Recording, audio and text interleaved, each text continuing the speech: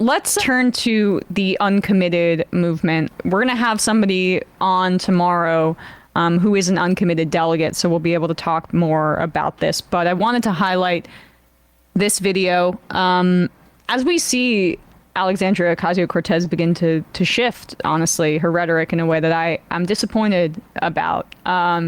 Months ago, she was on the House floor calling it a genocide. And then she did her convention speech as there were major protests outside. And she repeated the State Department Biden administration line about a ceasefire and hostages. That is not happening. It's now quite clear that Benjamin Netanyahu will not agree to a ceasefire, and it needs to be imposed upon them in the form of sanctioning Israel and doing an arms embargo. These are the things that are going to be necessary, because if the war, genocide, stops, Netanyahu is both going to be under criminal prosecution, will be out of power, and the messianic freaks that are a part of his majority coalition government won't stop until they kill every Palestinian that they can, and also maybe attempt to spark a regional war to drag the United States into it. We're like the amount of people that are dead in Gaza, we have no clue. A week or two ago, there was a letter written by American doctors working in Gaza that put that number over 90,000.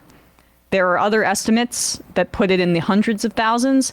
They've killed all the journalists and the record keepers. So that's another part of why they aren't interested in ceasing fire, because war crimes investigations will happen and we'll know the true death toll. If you're alive, but everyone you loved has been killed, or you are so emaciated that you'll never retain your full health again, that doesn't count towards the conservative death tolls that we are talking about right now, which are on their own devastating, horrific. Or your limbs are gone. I mean, the trauma that the people in Gaza will live with who survive for the rest of their lives. We saw so many Zionists talk about decapitated babies. I just saw another retweeted it, another image of a kid's head splayed open because of a bombing.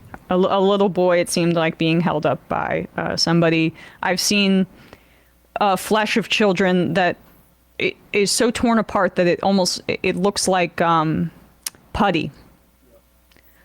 So with that said, these protests are righteous, they're necessary, and I'm encouraged to see Ilhan Omar, who I gotta say is probably my favorite member of Congress, because she both stands on her principles and plays the inside game as like the Progressive Caucus whip really well. She deserves more credit for her political shrewdness as well as her principles. And her ability to win in Minnesota, which right. People always want to suggest that's like a majority Somalian migrant nope. District. It is not. I would recommend looking into the demographics. If you that is a single-digit minority in Minnesota, if I'm not mistaken. That's just. It's a white supremacist Minnesomalia sort of talking trope. Point, and so I love that efficacy, and I made this point the other week, but Cori Bush and Jamal Bowman lost, and I hate that they lost, but in part because I think the members that staved off AIPAC from either not pouring a ton of resources in or staying away entirely, it was Summer Lee, it was Ilhan Omar, it was Rashida Tlaib. They were all state representatives before they got into Congress. So they had this kind of like infrastructural support. More of a machine. Then, and Cori Bush just didn't have that. Jamal Bowman had the Democratic Party that was actively hostile to him in New York State. So these are things that we just should flag. And now that Ilhan Omar has survived her primary, she's still keeping up the good fight. This is what she had to say at the uncommitted rally outside of the Democratic National Convention just, about an hour ago. Palestinians. It's been unconscionable for me in the last 10 months to witness my colleagues in this administration refusing to recognize the genocidal war that is taking place in Gaza, to not see the mothers who have lost countless children, the babies whose dead bodies are being dug out. Do not understand that working tirelessly for a ceasefire is really not a thing, and they should be ashamed of themselves for saying such Palestinians. Now, Yes. And by the way, that is a split from Alexandria Ocasio-Cortez and almost seems like, I don't know, direct reference. a direct reference. Which, I mean, I don't know. It's unclear to me, but just to say what she says there, calling for a ceasefire is not really a thing, and shame on the people who are doing so. Now, I'd be curious what she said directly after that, but if it's not a shot directly at AOC, it should be, because AOC did do that. That's what she did on the very first night of the election, as people who DNC, helped the DNC helped get her elected were protesting that, trying to get the more buy-in for the uncommitted movement, to get some movement on the embargo. I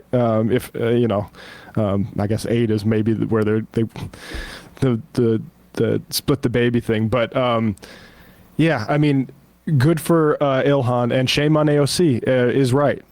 And I think, look, AOC seems to have larger ambitions, whether it's for Schumer's Senate seat in 4 or 6 years, I forget exactly when, or whether it's to primary Kathy Hochul for governor. And I hope she beats both those people if she runs. But she'd be better than both. But if the price is you have to lie about a genocide and about a party's complicity in doing so, that we have to name that price. We have to be very clear about it. We need marketplace transparency when it comes to the cost of doing business in the Democratic Party here. Yep. I think, continuing to reflexively repeat the State Department line of a ceasefire is doing a disservice to the tireless, uncommitted activists that are right outside your door. Yeah. And Ilhan Omar understands that. So and there's, good for her. People say, and I don't know if we want to play it, but Bernie talking about a ceasefire, it's good to say we demand a ceasefire, but it is massively insufficient, because we need to be clear who the demand needs to be made to. And Biden is saying that. So it's very easy, because they know what he means when he says demand a ceasefire.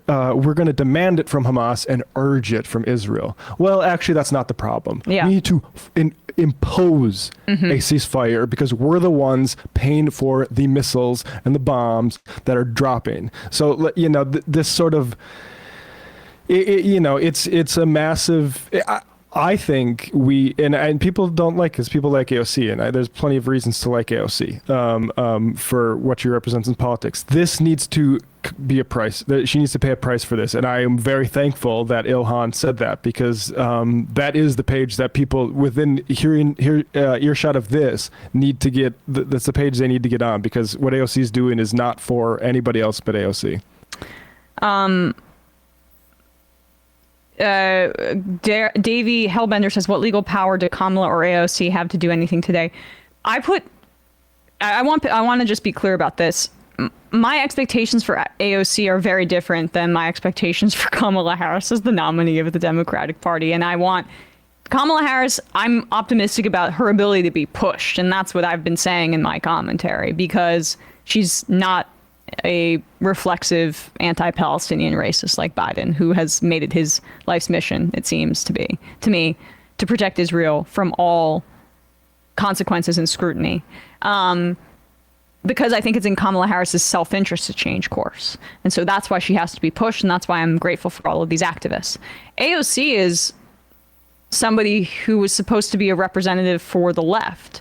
And the support for ending arms to Israel within the Democratic Party is fairly overwhelming, and it's at the minimum a plurality position, but I think it's the majority position in a lot of polls.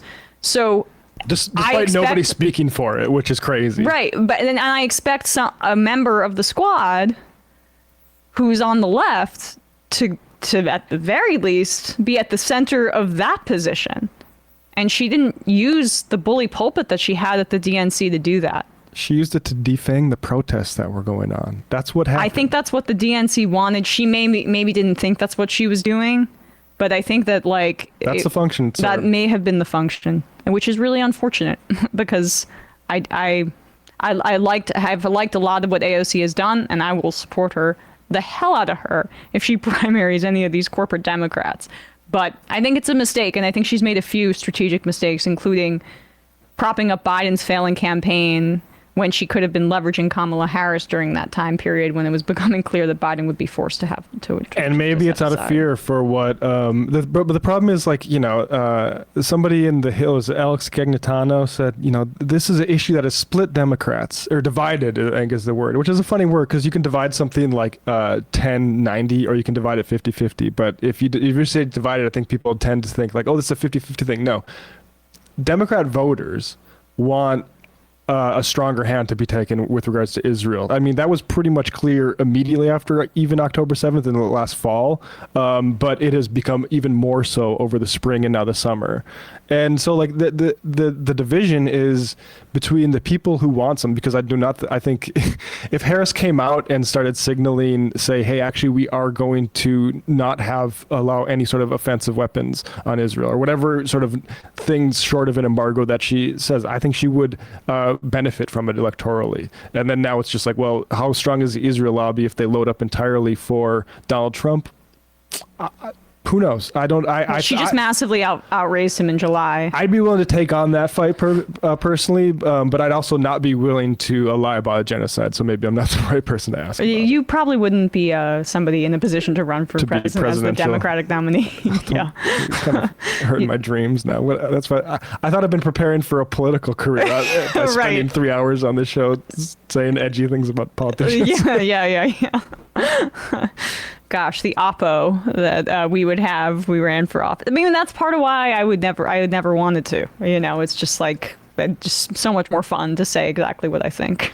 Yeah, I mean, people say things like, hey, here's Jimmy Patterson. AOC is popular. The fringe left holds no power over her. You guys couldn't save Bush or Bowman, LOL. It's funny to, like, engage in politics on such a, like, brain-poisoned, nihilistic way. But Ilhan Omar won. Bowman was, we can't save people from a whole bunch of rich people being put in their district and poor people being taken out of it. It's generally going to be difficult. But yeah, the truth is the deck is stacked against people who maybe want to speak out against Israel, for instance. But yeah, it's an uphill battle that we take on. Good luck.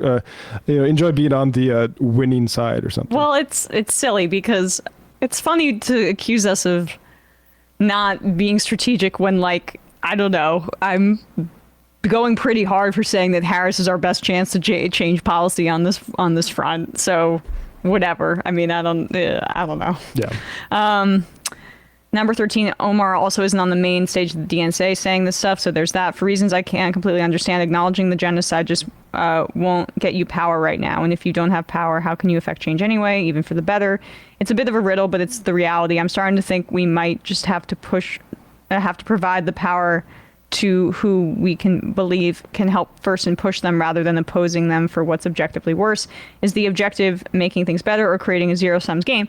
Well, the question inherent there is the DNC speaking slot worth it if you're not going to acknowledge the protests outside to gain that recognition? I don't think AOC needed like a 2004 Obama speech to catapult her into the national attention. She has a lot of it.